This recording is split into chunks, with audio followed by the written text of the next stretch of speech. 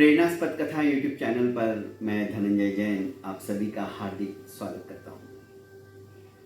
दोस्तों, एक बार एक सरकारी कार्यालय में लंबी लाइन लगी हुई थी। सरकारी कर्मचारी सभी का फॉर्म लेता था, कंप्यूटर में एंट्री करता था, पर बहुत तीखे स्वरों से अपने सामने वाली खिड़की में जो भी उसको फॉर्म देने को आता था तो उनके नुस्ख निकालकर, उनकी गलतियां निकालकर उन्हें डांटता था। ऐसी एक 60-65 साल की औरत को वो बहुत बुरी तरह से डांट रहा था। तुम्हें क्या लगता है, कितनी सारी गलतियां इसके अंदर तुमने भर के रखी हैं? फॉर्म क्या ऐसे भरा जाता है क्या? सरकार ने भी फॉर्म फ्री में दे दिया तो इसका मतलब कुछ भी लिख देना। यही फॉर्म की कीमत यदि 10 रुपए होती तो तुम 10 लोगों को पूछकर फॉर्म भरती। जाओ, ये फॉर्म मैं नहीं एक्सेप्ट कर सकता हूं, वापस से भर के लाओ। पीछे लाइन में खड़ा व्यक्ति ये सब कुछ देख रहा था। काफी देर से उसी चक्कर में नंबर लेट आ रहा था, क्योंकि वो सबको डांटने में इतना टाइम लगा देता था। यह व्यक्ति चुपचाप उसके पीछे गया खिड़की के, और वहां पे मटका पड़ा हुआ था। मटके के पास एक ग्लास पड़ी हुई थी। उसने मटके से ठंडा पानी लिया और इस सरकारी कर्मचारी के पास आकर टेबल के ऊपर रख दिया। सर, पानी पी लीजिए। इस सरकारी कर्मचारी ने इस तरह से देखा जैसे मानो कोई दूसरे ग्रह से आया हो। पूछा, क्या है? इसने कहा, सर, काफी देर से आप बहुत तेज बोल रहे हो, गला सूख रहा होगा, ठंडा पानी पी लीजिए। बहुत विनम्रता और प्यार से इसने बोला। फिर से उसने इस तरह से देखा पर चुपचाप पानी पिया और कहा, देखा ना आपने कैसे कैसे फॉर्म भर के लाते हैं, क्या करूं मैं? और मेरे इसी मिजाज की वजह से कोई मेरे से बात भी नहीं करता है। सारे ऑफिस का जो स्टाफ है मेरे से नफरत करता है। कोई मुझे पानी भी तक के लिए नहीं पूछता है। आप ही मेरी भावना को समझ सकते हो। यह मुस्कुराया और चुपचाप वापस अपनी लाइन में उसी जगह आके खड़ा हो गया। पर अब स्थिति बदल चुकी थी।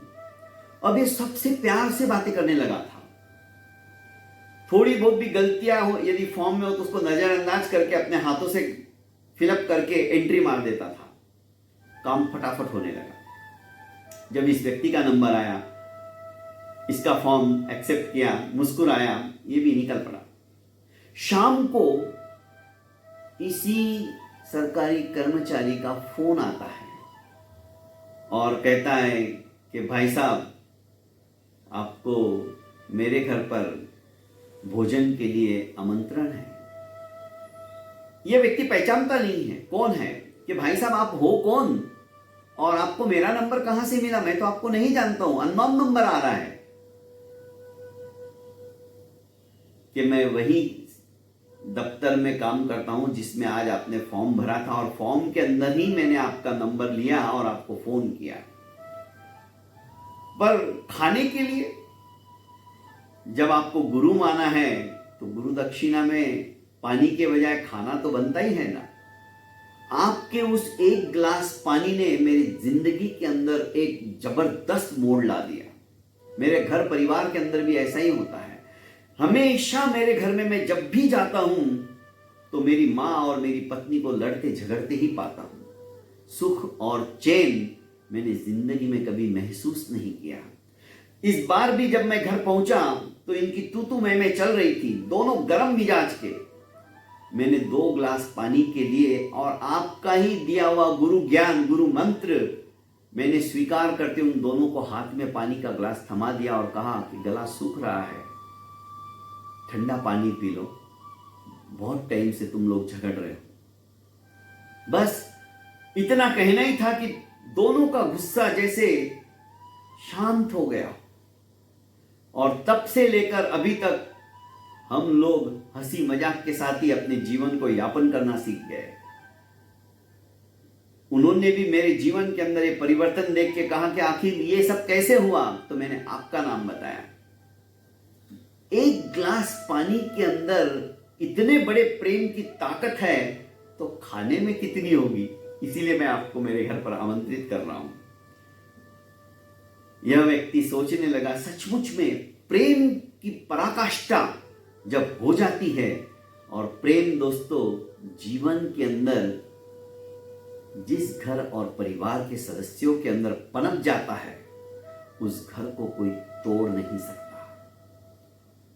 प्रेम के व्यवहार में, प्रेम में वो ताकत है, प्रेम में वो समर्पणता का भाव है, प्रेम में जो आत्मीयता का भाव है, वो और कहीं दूसरी जगह नहीं है। तो दोस्तों, प्रेम करना सीखो, प्यार करना सीखो, अपने इर्द गिर्द जो भी मिलते हैं उनके साथ सद्व्यवहार करना सीखो। यदि हमने ये गुण सीख लिया प्रेम का, तो समझ लीजिए हमारे जीवन का समुत्थान हो गया। बहुत बहुत धन्यवाद दोस्तों। मेरी इस YouTube चैनल को आप ज़्यादा से ज़्यादा लाइक एवं सब्सक्राइब कर इसे फॉरवर्ड कीजिए। प्रणाम।